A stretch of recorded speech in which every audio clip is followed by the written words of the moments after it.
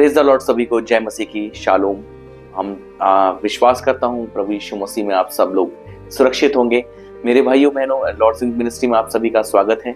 और मैं आज इस मैसेज के द्वारा आप सबको बताना चाहता हूँ, परमेश्वर ने इस मैसेज के द्वारा मुझसे बात की, प्रभु ने मुझसे बात करी और ये मैसेज बहुत अद्भुत रहा।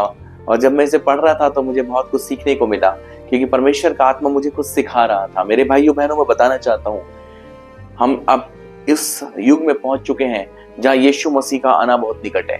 और जब यीशु मसीह हमारे जीवन में प्रवेश करना चाहता है तो बहुत सी रुकावटें, बहुत सी ऐसी बातें हमें संसार की ओर खींच कर लेकर जाती है। आज समय है हमें संसार की उन अभिलाषाओं को छोड़कर प्रभु यीशु में आगे बढ़ने का। ये समय है कि परमेश्वर के आत्मा के चलाए चलने का। ये समय है कि हम परमेश्वर के आत्मा की आवाज को सुने और आगे बढ़ें। बहुत सी ऐसी बातें हैं, क्योंकि वचन कहता है कि मत्ती 24 के अनुसार बहुत से चिन्ह और चमत्कार तुम्हें दिखाए जाएंगे। यहाँ तक कि ये भी कह दिया जाएगा कि यीशु मसीह यहाँ है और वहां है।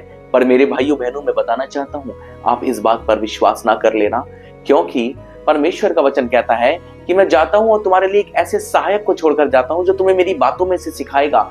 आज जो हमारे लिए सहायक छोड़ा गया है वही जिसका नाम पवित्र आत्मा है, वो मुझे और आपको प्रभु की बातों में से, यीशु की बातों में से सिखाता है। मेरे भाइयों बहनों, आइए आज हम एक ऐसे व्यक्ति की ओर चलते हैं जो बहुत ही एक बदनाम व्यक्ति था, धनी भी था, बदनाम भी था, पर कैसे यीशु मसीह उसके जीवन में आया और उसका जीवन बदल गया।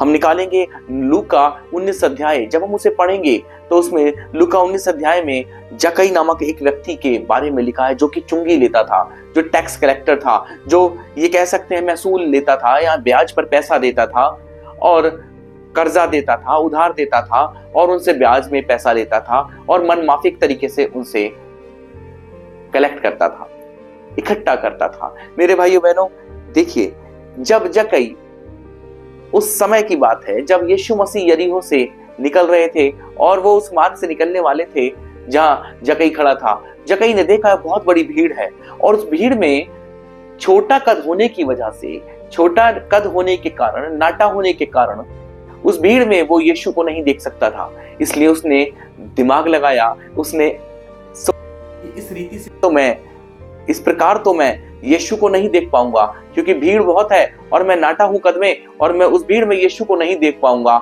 इसलिए पता नहीं उस समय क्या हुआ उसके मन में, कि उसके मन में ये जिज्ञासा जागी कि मैं यीशु को देखना चाहता हूं। मेरे भाइयों बहनों, जब आपको यीशु को देखना होता है तो आपको संसार से, यानी कि उस भीड़ से अलग होना पड़ता है और उस भीड़ से अलग होकर उस एक ऐसे निश्चित स्थान पर पहुंचना पड़ता है जहां आप यीशु को हूबहू देख पाते हैं। अब क्या होता है कि जक्कई पेड़ पर चढ़ जाता है, जो कि गुलर का पेड़ था, और उस पर चढ़ जाता है और वो देखता है कि भीड़ नीचे खड़ी है और उस मार्ग से यीशु आने वाला है।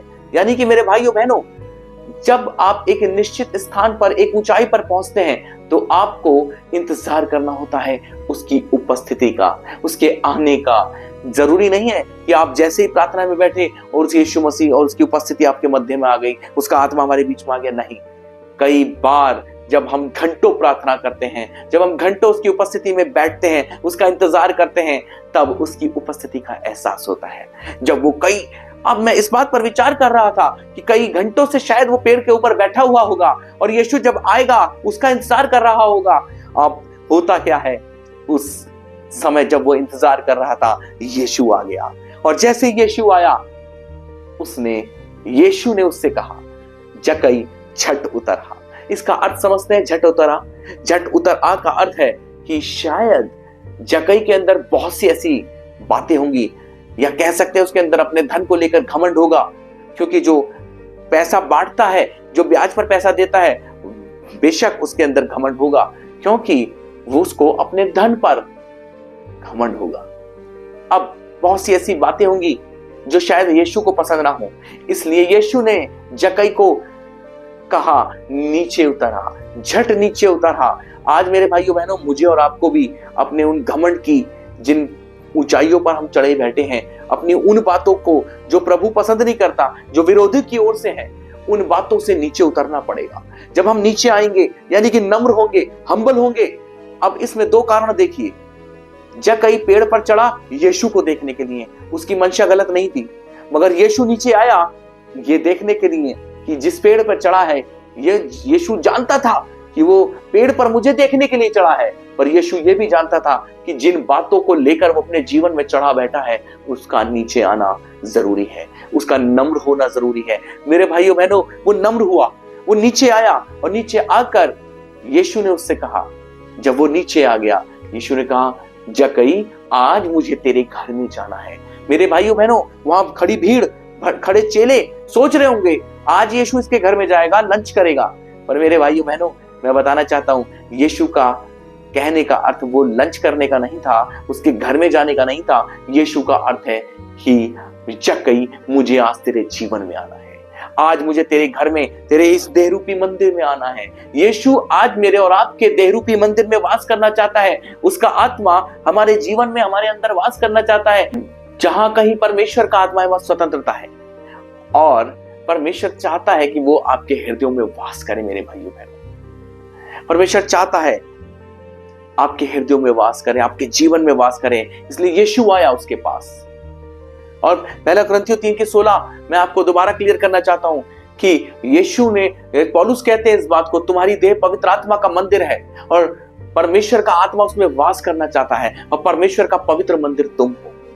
इसलिए जक्कई वो यीशु उसके जीवन में वास करना चाहता था, यीशु उसके जीवन में आना चाहता था। इसलिए यीशु ने कहा, नीचे आ जा, झट नीचे उतरा। आज मेरे भाइयों बहनों, मुझे और आपको भी झट नीचे उतरना है, हम्बल होना पड़ेगा, नम्र होना पड़ेगा, घुटनों पर आना पड़ेगा, और एक उस निश्चित आत्मिक ऊंचाई पर पहुंचना पड़ेगा जहां से हम यीशु को हूबहू देखने पाए। अभी समय है मेरे भाइयों, अभी समय है कि प्रभु चाहता है कि हम उन चीजों को पीछे छोड़कर, संसार की बातों में ना पड़कर, हम यीशु के करीब आए, यीशु को अपने जीवन में, अपने घर रूपी मंदिर में वास करने दें। अभी इन दिनों बहुत सी बातें घट रही हैं, अन्य अन्य देशों में बहुत सी ऐसी चीजें हो रही हैं। मुझे और आपको उन बातों से विचलित नहीं होना, वरन यीशु का पीछा करना है। उसका वचन जब मेरे और आपके जीवन में होगा तब बड़े काम होंगे। प्रभु आपको इस वचन के द्वारा आशीषित करे। और मैं विश्वास करता हूं इस वचन से आप सभी ने सीखा होगा कि हमें जक्कई की तरह यीशु को देखने की जिज्ञासा रखनी है, और जक्कई की तरह नीचे आना होगा, घुटनों पर आना होगा, और रिपेंट करना होगा, और यीशु के पीछे चलना होगा। प्रभु आप सबको आशीषित करे। Praise the Lord. जय मसीह की।